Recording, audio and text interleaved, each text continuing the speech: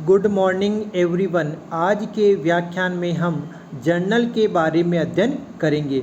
इस व्याख्यान के अंतर्गत पढ़ाई जाने वाला कंटेंट्स इस प्रकार से है। Meaning of an account, meaning of debit and credit, classifications of accounts और जर्नल। सबसे पहले हम मीनिंग ऑफ ए अकाउंट को समझेंगे, अर्थात खाते का अर्थ या आशय। N account is a summarised record of relevant transaction, अर्थात एक खाता संबंधित लेन देन का सारांश रिकॉर्ड है। At one place relating to a particular head, यह एक विशेष स्थान विशेष मध्य के लिए है। It records not only the amount of transactions but also their effect and direction, इसमें न केवल राशि को दर्ज किया जाता है बल्कि उसकी दिशा और प्रभाव के बारे में भी इससे अपने को पता चलता है और इसमें रिकॉर्ड किया जाता है। An accounts has column of, एक खाते में कौन कौन से कॉलम होते हैं? डेट का होता है, पर्टिकुलर का होता है, फोलियो नंबर होता है, डेबिट और क्रेडिट अमाउंट होता है। इसका जो परफॉर्मा है वो आपको दे रखा है, जिसमें डेट है, पर्टिकुलर है, जेएफ है, जनरल फोलियो, अमाउंट है, डेट है, पर्टिकुलर है, जेएफ अमाउंट, अर्थात इसमें दो पक्ष होते हैं, डेबिट और क्रेडिट। डेबिट साइड में कॉलम होते हैं और क्रेडिट साइड में भी कॉलम में होते हैं। उसके बाद meaning of debit and credit, अर्थात नाम और जमा का अर्थ। Under double entry system of bookkeeping each transaction has two aspect, अर्थात दोहरा लेखा प्रणाली के अंतर्गत प्रत्येक लेन देन के दो पक्ष होते हैं, डेबिट एस्पेक्ट और क्रेडिट एस्पेक्ट, अर्थात नाम पक्ष और जमा पक्ष। Debit and credit aspects of a transaction form the basic of double entry system, ये दोहरा लेखा प्रणाली का आधार है। अर्थात दोहरा लेखा प्रणाली में दो पक्ष, किसी भी लेन देन के दो पक्ष होते हैं, एक तो डेबिट और दूसरा credit. An items recorded on the debit side of an account is said to be debited to the amount, कहने का अर्थ यह है कि खाते के डेबिट पक्ष को डेबिट में लिखा जाता है। A balancing resting on the side is said to be a debit balance, अर्थात इस साइड पर एक शेष राशि को डेबिट बैलेंस कहा जाता है। इसी प्रकार किसी का खाते में अगर उसका शेष क्रेडिट है तो उसको क्रेडिट पक्ष में लिखा जाता है। क्लासिफिकेशन ऑफ अकाउंट, खातों को दो प्रकार से आपको इसमें बांटा गया है, एक तो ट्रेडिशनल क्लासिफिकेशन और दूसरा मॉडर्न क्लासिफिकेशन। ट्रेडिशनल क्लासिफिकेशन जो हम कक्षा 12 में पढ़ के आए हैं और पढ़ते हैं, जिसमें खाते को दो प्रकार से बांटा गया है, जो आपको आगे चार्ट में बताया गया है। नंबर एक पर्सनल और दूसरा इम्पर्सनल, अर्थात व्यक्तिगत और अव्यक्तिगत। पर्सनल को तीन भागों में बांटा गया है, नेचुरल, आर्टिफिशियल और एक होता है रिप्रेजेंटेटिव। और इम्पर्सनल दो, रियल और नॉमिनल, अर्थात व्यक्तिगत के तीन भाग हो गए और अव्यक्तिगत के दो भाग हो गए हैं।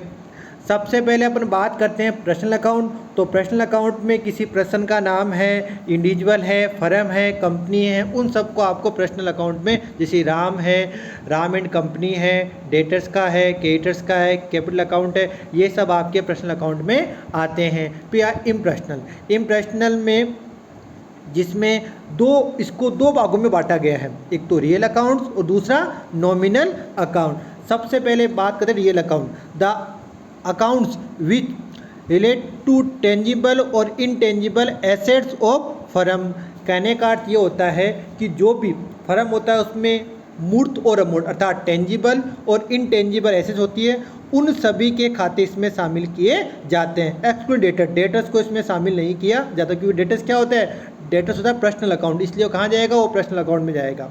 इसमें टेंजिबल एसेट्स में जैसे लैंड है, बिल्डिंग है, प्लांट एंड मशीनरी है, स्टॉक है, कैश इन हैंड होता है। और इनटेंजिबल में गुडविल है, पेटेंट है, ट्रेडमार्क है, कॉपीराइट है, ये सब इसमें आपके आते हैं। उसके बाद क्लासिफिकेशन के अंतर्गत नॉमिनल अकाउंट में जो भी आपके इनकम है, जो भी आपके एक्सपेंसेज है, जो भी खर्चे हैं, वो जो भी लॉसेज है वो इसमें आते हैं। जैसे सैलरी अकाउंट है, डिस्काउंट अकाउंट है, इंटरेस्ट पेड है, रेंट अकाउंट है, कमीशन रिसीव्ड है, ये सब आपके इसमें आते हैं। उसके बाद इसमें बताया गया है the net result of all nominal accounts is profit और loss which is transfer to capital account. सभी नाम मात्र खाते का शुद्ध परिणाम लाभ या हानि है जिसे पूंजी खाते में स्थानांतरित किया जाता है। फिर the balance of nominal account is never taken to next year book. नाम मात्र खाते का शेष अगले वर्ष की पुस्तकों में कभी नहीं लिया जाता।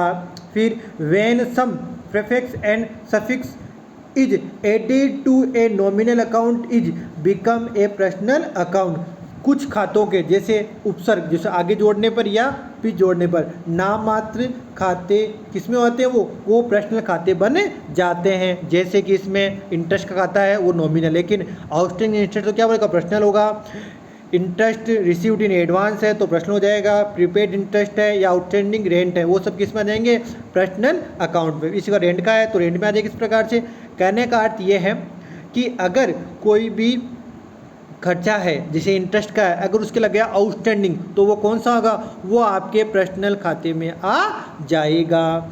उसके बाद में जो भी रूल होता है डेबिट और क्रेडिट जो प्रविष्टि करने का होता है, जो अपन पढ़ते आते हैं गोल्डन रूल वो उसमें बताया गया है। जैसे पर्सनल अकाउंट में क्या बोलते हैं अपन, रिसीवर को डेबिट और गिवर को क्रेडिट। उसी प्रकार रियल अकाउंट में वार्ड्स कम इन और वार्ड्स गो आउट। फिर नॉमिनल में एक्सपेंसेज एंड लॉसेज को डेबिट करते हैं और इनकम और गेन को क्रेडिट किया जाता है।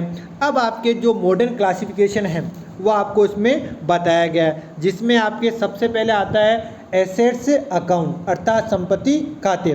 जैसे व्यापार में प्रयुक्त भवन, प्लांट, मशीनरी, फर्नीचर, रोकड़ एवं बैंक से प्राप्त सभी इसमें अंतर्गत आते हैं। दूसरा है लायबिलिटीज अकाउंट अर्थात दायित्व खाते। जैसे व्यापार के लेनदार हैं, देय बिल हैं, बैंक अधिविकर्ष हैं, समस्त दायित्व है परंतु व्यापार की पूंजी को छोड़कर। फिर अगला आता है कैपिटल अकाउंट पूंजी खाता। यह व्यापारी द्वारा व्यापार में लगाई गई पूंजी का खाता होता है जो कि व्यापार के लिए दायित्व ही होता है। उसके बाद में रेवेन्यू अकाउंट अर्थात आगम खाते। इसमें समस्त व्यापारिक आयों के खाते शामिल किए जाते हैं। जैसे विक्रय खाता, प्राप्य ब्याज खाता, प्राप्त बट्टा खाता, प्राप्त किराया खाता, प्राप्त कमीशन खाता आदि। उसके बाद आता है एक्सपेंसेज अकाउंट अर्थात व्यय खाते। यहाँ व्यवसाय से संबंधित व्यय तथा हानियों को शामिल किया जाता है। जैसे क्रय है, वेतन है, किराया है, अग्नि से हानि है, चोरी से हानि है आदि।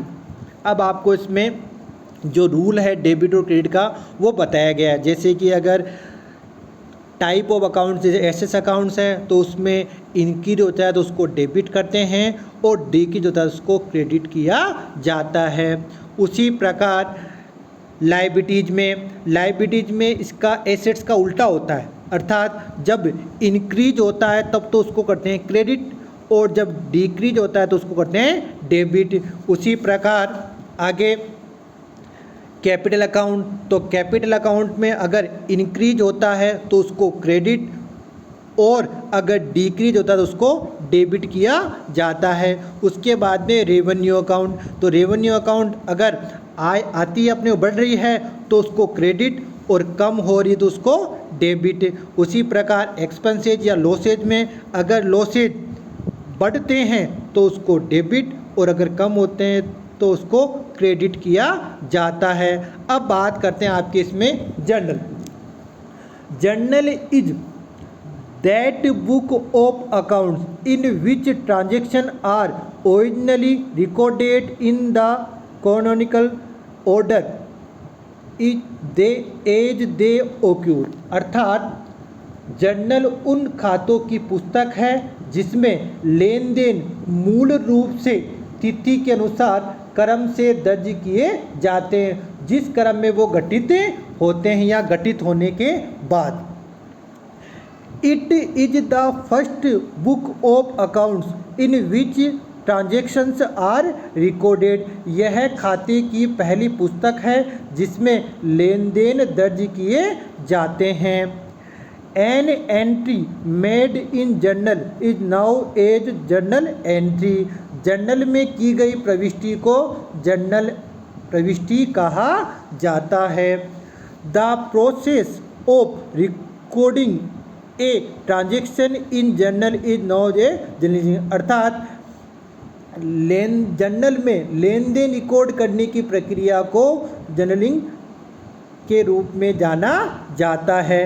The transfer of journal entry to a ledger account is now as posting. अर्थात जर्नल से जो जर्नल प्रविष्टियाँ हैं को खाता बही में स्थानांतरित करने को क्या करते हैं, पोस्टिंग के रूप में जाना जाता है। उसके बाद में जो जर्नल का परफॉर्मा है वो आपको दे रखा, जिसमें डेट होता है, डेट में डेट ऑफ ट्रांजेक्शन, फिर पर्टिकुलर में name of the account, debit and credit, और साथ में आपने किसकी प्रविष्टि की है, अर्थात नरेशन भी इसमें लिखना जरूरी होता है। फिर अलग लेजर फोलियो जो भी खाता संख्या वो होती है, उसके बाद डेबिट और क्रेडिट। यहाँ ध्यान रखें कि जो भी आप प्रविष्टि करते हैं उसके डेबिट पक्ष का योग और क्रेडिट पक्ष का योग बराबर होना जरूरी है। उसके बाद में जो एंट्री दो प्रकार से होती है, सिंपल एंट्री और कंपाउंड एंट्री। सिंपल का मतलब जिसमें एक ही एंट्री होती है, अर्थात एक पक्ष डेबिट होगा एक क्रेडिट होगा, और कंपाउंड का यौगिक प्रविष्टियाँ, अर्थात इसमें दो से अधिक प्रविष्टियाँ होगी, यानी कि डेबिट में दो होगी या क्रेडिट में दो होगी, लेकिन दोनों पक्षों का योग बराबर होगा।